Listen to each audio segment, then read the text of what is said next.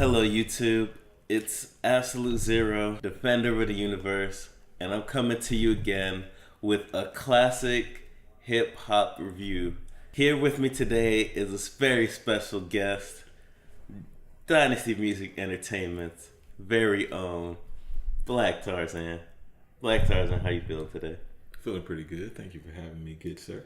Yeah, I'll be putting some music in the description so you can, get yourself acquainted with Black Tarzan if you're not already acquainted.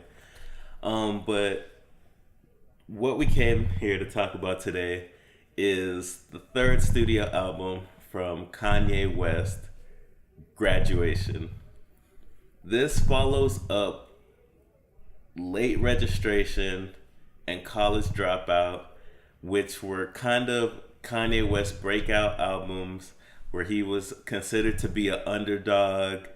There was a lot of uncertainty as to whether he was going to sell, and that came through on his music, this idea of being an underdog. So at this point, Kanye West is doing major stadium tours. He's touring with U2. He is an established celebrity at this point.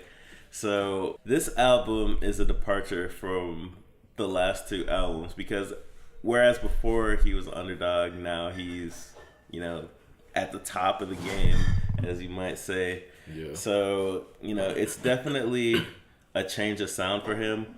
The first three albums can kind of be considered the more traditional hip hop albums. But the first two, right?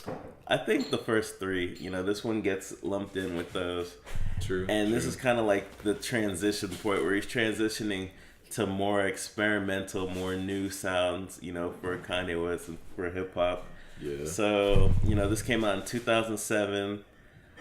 At the time, it came out the same day as 50 Cent's album was The Massacre.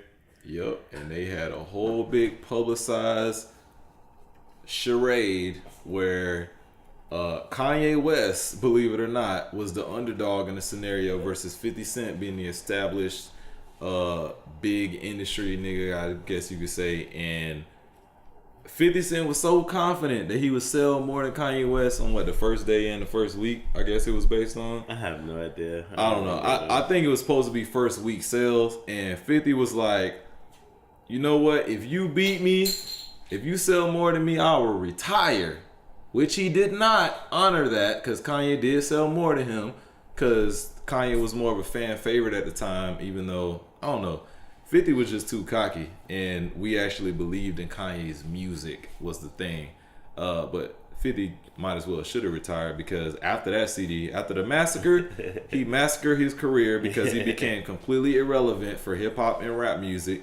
Not that I don't think he's talented or skilled or whatever it is, but most people would feel like Get Rich or Die Trying was his peak. That was the peak he had to offer the rap community or the hip hop community. But continue on, man. My bad. I know you. As for our personal history with this, I listened to this album right when it came out. I was playing football, high school football, and one of the players came in the locker room with both CDs on the day they came out. You know what I mean? And we played them shits in the locker room and back to back, and we're like trying to decide which was better. And I think pretty much everyone landed that just based even on first impression, Graduation was the better project. And ever since then, it's been like a solid listening experience. Like, I enjoy the album. It had a lot of tracks on the radio that I liked, even though they were radio tracks. They're still catchy. They're enjoyable. They're not obnoxious, as a lot of pop rap could be. Yeah. It's just it was a good album for me, like now and back then as well. So how about you? My personal history with the album, main thing I remember is that I listened to it with my brother a lot because we were both real big Kanye fans at the time, and Kanye influenced our production and influenced our songwriting. And I remember being really into Stronger as a single, as like a song, like a rap song that wasn't trying to be a rap song. It was a good radio song. It was a good music video. It was a good stylistic direction. It was adventurous, but it was still quality. It wasn't just like, I'm gonna do some experimental ass shit and it might not be a good song, but fuck it because I'm experimenting. It was, no, this is a very well structured song, well put together, well mixed, all that. I remember it being a lot of singles on the album, and me not being disappointed with any of the singles. Like when I listened to it the first time, I was like, you know, you get that feeling every now and then with a really good album. Oh, half this album could be singles, but it's not really true. Yeah, I feel like it was actually true. Half this album could have been singles. I remember Barry Bonds was more of like a promo single almost, but it wasn't a single they pushed. It was just something that got dropped on rap blogs and shit. And the thing I remember was, this is what, 2008, right? Or 2007? 2007. This is 2007, all right? So this still in the Wayne era of rap music. We talking about, we could say maybe 05 to 07, even a little bit into 08. Wayne was considered to be the greatest, even though I didn't agree with all y'all with that bullshit. T.I. was better at the time. Ludacris was better at the time. Kanye was better at the time. But y'all insisted that Wayne was the greatest. So I love it when he hops on a track with somebody during his I'm the greatest era, and that person who's supposedly not as good as him shits on him. On Barry Bonds, Kanye's verse, to me, was better in every way. His flow was on point. His swag was on point. The delivery, the lyrics, the punchlines. And Wayne was the punchline rapper. So if you Kanye West and you got great production and great songwriting, but Wayne is known to go hard on everything, and you go on a track and you outdo him in what I think is every way, then it's like, what niggas gonna say? I'm sure there's still niggas that was dick riding Wayne at the time. Oh no, Wayne verse is better. But the only thing I remember from Wayne verse is something about bunnies. He said something about bunnies on his verse, and it's just like, whatever. Like, he had punchlines that didn't amount to any true meaning most of the time, which is that's anyway, too much about Wayne on the Kanye review. But I heard the album with family. It was awesome. But the thing I remember too is that even though I felt like College Dropout and Late Registration were amazing projects, they were like two of my favorite hip-hop albums in history at the point of hearing them, and they still are. Graduation was so tight for me. Like, Late Registration, I loved it. It's so much classic material on that I'll go back and use and play and everything, but it was a little big for me. Yeah. There's stuff that I will skip just because I don't feel like hearing all that at that time, but it's still all wonderful material. But Graduation was that one that was just like, he condensed it to be small enough that I can listen to it all in one listen, and the next listen and listen after that, and not really feel the need to skip a lot of shit. Yeah, I feel like that's one of the biggest changes. Like, I don't think that the quality of this album was better than the first three. Mm-hmm. I just think that it was more condensed. It was only 13 tracks. Yeah. As opposed to the first two, which were like in the 20s somewhere, you know what I mean? Mm-hmm. So if you look at, like, you know, how many takeaway songs that were like standout, I feel like, you know what I mean, it's pretty comparable to the rest of the projects. He just trimmed a lot of the fat. Just going into the standout tracks for me, you know what I mean, I definitely have to say I Wonder was by far and away my favorite song on the project. When I first heard it, it's still my favorite song to this day. I just love the sample. It's like Ari Safiri, and it's like, it just hits so hard, and the emotion and the atmosphere. Mm-hmm. It's just like something I could really relate to. Another standout track for me is Drunken Hot Girls. Flashing Lights was also super tight. Mm-hmm. Everything I Am, also, like, at the end of the day, it's like, I don't know, it's a pretty tight track. Homecoming, yeah, super dope. And I'd probably still give Big Brother as a standout track, even though out of all the standouts, this might be the one I listen to the least. But that like beat is just so iconic, and just, you know, the song's just really iconic. Everybody knows that song. Yeah, how about you? What was your standout tracks? I'm gonna start with the singles because I'd be inclined to overlook the singles when I'm talking about standout, but the singles are standout in and of themselves. So, Stronger, already talked about it. Great single. Using the Daft Punk, like he didn't do it before Busta did it, right? Busta had the song first, or was? I don't know. That's an interesting hip hop timeline. I think Busta used the sample.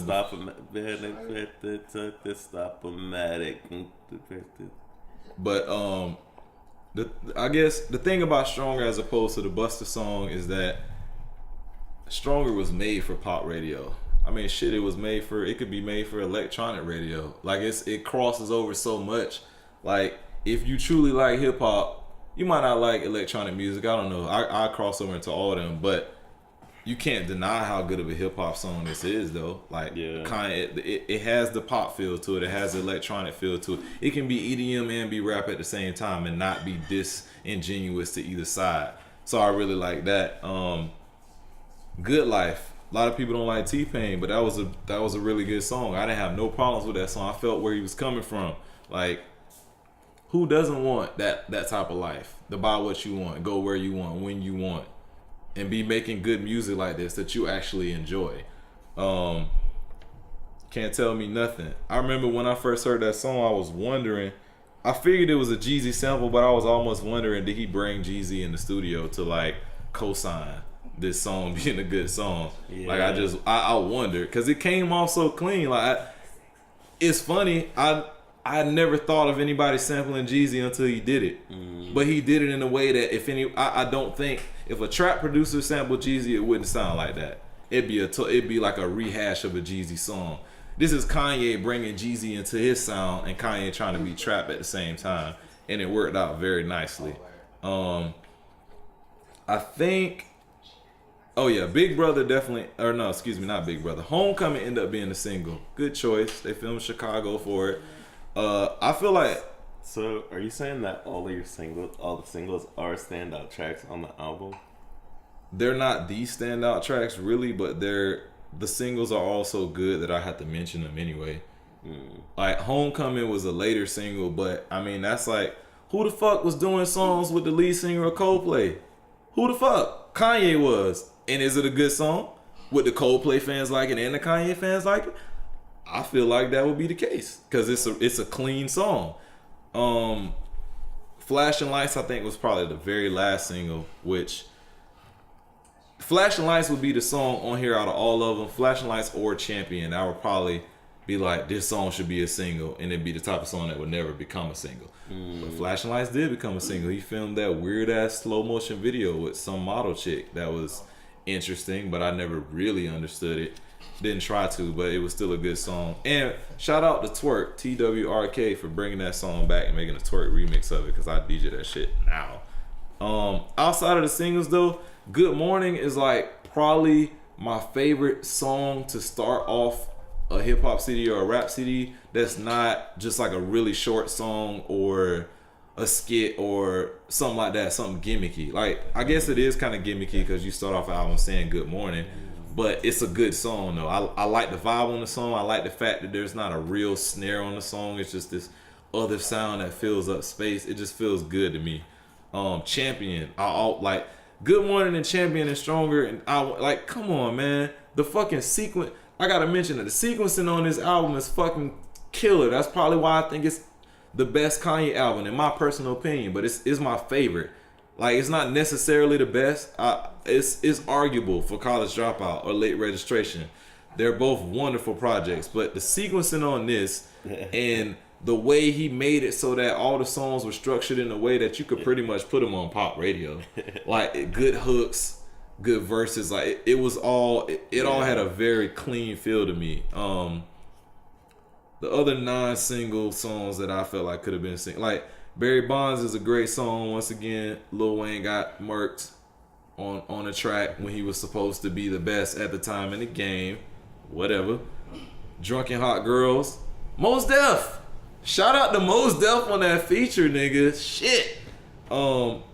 That's a real, like, Drunken Hot Girls is one of them songs that, like, it's very easy for me to not be in the mood to hear that song, but at the same time, it's so adventurous for Kanye to do a song like that because he's not really a singer.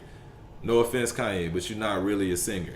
But that song is from the heart, even though it's about drunken hot bitches. But I was in college when this shit came out. I hadn't. That shit was hilarious. It was fucking hilarious. I hadn't graduated yet. It was so honest about drunk bitches and hot bitches. Like, hats off to you, nigga. Hats off. Everything I Am is one of my favorites. The Glory is also one of my favorites. Homecoming and Big Brother are also great songs. But I think one thing I have to mention, it's a 15 song album, right? Or is it shorter than that? 13. 13, okay. I typically skip 3 songs, and I'll restate, I like every song on this album. There's not really, in my opinion, songs on here aren't really skippable for me, because this was the album and I'm like, damn, when it was over, I put that shit on repeat immediately. That first time, I probably listened to it 3 times in a row, just because it was like, it was short enough that you could do that, and I didn't feel like anything was bad on it. But when I play it, I almost always skip Everything I Am, Homecoming, and Big Brother. Everything I Am is the one I like the most out of ones that I skip, but the energy level drops so much that it, depending on what mood I'm in, I don't want to go through that emotion that song is offering. And then Homecoming and Big Brother, they're also kind of slow, methodical kind of songs, and I would have to be in that mood to listen to them. So typically, I go through the album, skip over everything, go to the Glory, and run that bitch back to Good Morning or back to Champion. And that's how I typically listen to the album. Champion is a song that I really like. That's one of those non-single singles that I really, really was like, he gonna drop this. He gonna drop this. Such a good song. I think in the end, I'm glad you did it, because I didn't have to hear it as much as I heard some of your other singles, and it still has that replay value that some of the other ones wouldn't. Like Stronger, great song. That shit was like number 2 on the Hot 100, if not a number 1. So I've heard that enough for a lifetime, but I'll listen to it again. It's just that it's not a priority when I listen to the album, because I could turn around and listen to that shit in a couple seconds. Yeah. You know what I'm saying? Yeah. Like, Well, you answered the next section too, so I'm just gonna go ahead and tell you my least favorite tracks Alright. on the album. And the only track I probably skip like that is Barry Bonds. yeah. And I just never really fuck with that track like that. But yeah. So what do you think the legacy of the album is? I'll mention Barry Bonds real quick. As much as I like Barry Bonds and as much as I like the beat, I have a tendency to maybe skip that one too, just because for me, the importance of that song is Kanye proving that Lil Wayne is not a better MC than me. So he proved that to me. He ain't gotta show me that again. I don't have to hear the song again to know that. It's just if I want to hear, if I feel like justifying my thought process that there are plenty of niggas that are better than Lil Wayne, I'll listen to that song. Yeah. But in general, it doesn't. It don't resonate as hard as the rest of these records, really, because I feel like it was more of a. I mean, they saying here's another hit, Barry Bonds. They only did the song for punchlines, and I think in Wayne's mind, Wayne featured on it to be like, hey, I'm gonna hop on the Kanye song and show y'all I'm the best. And Kanye chose Wayne because he was like, Wayne gonna hop on this song and try to show y'all that he the best, but I'm gonna show y'all I'm actually the best. That's what I think the legacy of that song is. For me, I guess this is that moment when, like he was saying earlier, Kanye's getting adventurous. Kanye's pulling more stuff down from the musical atmosphere to be featured in hip hop. And he's going a little bit wider with the production sound or with production style. Cause the first 2 albums were really soulful, soul sample, hip hop based type of projects. This one, he features Chris Martin from Coldplay on Homecoming, which is, I don't even know what genre to put that kind of record in, but it's not a normal or typical hip hop sound. Drunken Hot Girls is not a typical hip hop sound. It's very, very different, very awesome. Good Life with T-Pain ain't even a typical hip hop sound. I like that. To me, that beat was very creative for the time, and also it had this very like positive, very strong positive vibe to it. Like it's very happy feeling type of sound. But to me, I don't know. It being the third album, I liked it better than the other ones. I liked it better than anything that came after it. My Beautiful Dark Twisted Fantasy, I feel like probably I would consider that, unless he come out with something else that I like a lot. That would probably be the last great Kanye hip hop album to me. So I can't even call this one the last great Kanye album, but it's a very commercial Kanye album that I think came over really well. I've seen a lot of people online talk about this being the worst Kanye album, but then they'll say something after that and be like, even though it's my least favorite Kanye album and it's the worst album, it's still so much better than most of the stuff that I like to listen to in rap. So that means a lot for like the quality that Kanye puts in this whole discography. But it's hard for me to really know like what the overall legacy is, because I'm so surprised that everybody else consider this the worst one, because this is easily by far the top one for me. But I mean, I don't know. I'm a pop kind of nigga. I really like pop music, and so this being as commercial as it was, having the type of hooks that it has, I feel like all the song structures are really nice, and the album is sequenced very well. The production style is just really fucking clean. Like it's so much that I like about this album, and I don't know. I guess I don't fully understand the things that other people don't like. I don't know. I think that of the first three, this is probably my least favorite. Yeah. But it's not that it's bad. It's just I feel like I don't know. Like he just had more emotional things to say in a way on the other albums. But it's still a good album, and I think that with the differences in production, I think that it laid the groundwork for a lot of artists, because it was kind of like this big release that featured like this atmospheric production style, right? And so you can trace this production style into things like, cloud rap, right? So, you might not have cloud rap as in the way that it is now if you don't have, Kanye West do this album like this. It leads into things he does. He takes into 808s and heartbreaks and my dark twisted, Yeah.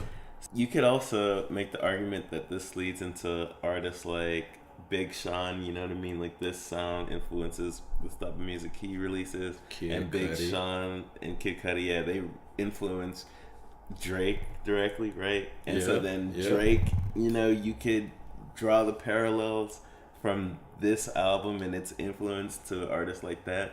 So I think that this album is, really an important milestone for hip hop. And I guess the last thing I'll leave you with is why you should check out this album. If you have not checked out this album and you like hip hop, you're doing yourself a disservice, because you need to listen to the entire Kanye West discography. You really do. Like Kanye is one of them niggas you gotta try to listen to the whole damn collection, because I mean the quality, he keeps a consistent quality level for the most part, and it's hard to say that about a lot of niggas. The sound is worth it. Like, I guess now hearing what you had to say, I think the lasting legacy for me is going to be the sound and the sequencing, because I didn't think about that. The atmospheric production, like I feel like I Wonder is one of the most atmospheric records. Flashing Lights is very atmospheric. Homecoming is atmospheric. Big Brother is atmospheric. Yeah. If that type of sound is what caught on in hip hop as a result of Kanye, then you really should go back. I think it might be his best sequence CD, and the reason why I like it the most is because I like this sound more than any of the other sounds he's put forth in his other albums. Yeah. Like, I think you're right that he had deeper material to offer on the first two CDs, because one thing that'll never leave me, Family Business on the first CD, to end the first CD around there, like, just, I mean, damn, like I tried for the longest time in high school to write a song talking about my family in such a way that it would resonate with other people, and Kanye did it on that song, and the production is just raw. Like the sound of it is really raw, but you can't deny where he coming from because it's just real. And I feel like he might have went a little bit deeper on the first 2 CDs, but he had pressure in a way on this CD because he's already a hip hop A-lister by the time this CD comes out. So when you have that in your mind, if you're a hip hop A-lister, I think there's a certain expectation that you gotta have so many top 40 records or so many pop records or sell so many million. And I think he intentionally sequenced and produced this in a way that it would be friendly to the radio and to pop radio particularly. And he mainstreamed it, but I feel like this CD is mainstream so much better than most of what we have to offer in rap music. Mm-hmm. Like he went mainstream without taking away his realness. He didn't get disingenuous. He didn't his content didn't take such a big hit that if you were a Kanye fan, you would just be like, damn, he just stopped trying. Yeah. Like you might have not liked it. You might have been like he was deeper on the first 2, but you still at least appreciate that it's a good CD. Yeah. And I agree with that. It's worth listening to. Definitely worth listening to. Well, I'm Absolute Zero. And I'm Black Tarzan. This has been another classic review. Yeah, get at us. Yeah. Peace. I think that went pretty good, cuz I would like to do more. Be my secret Santa.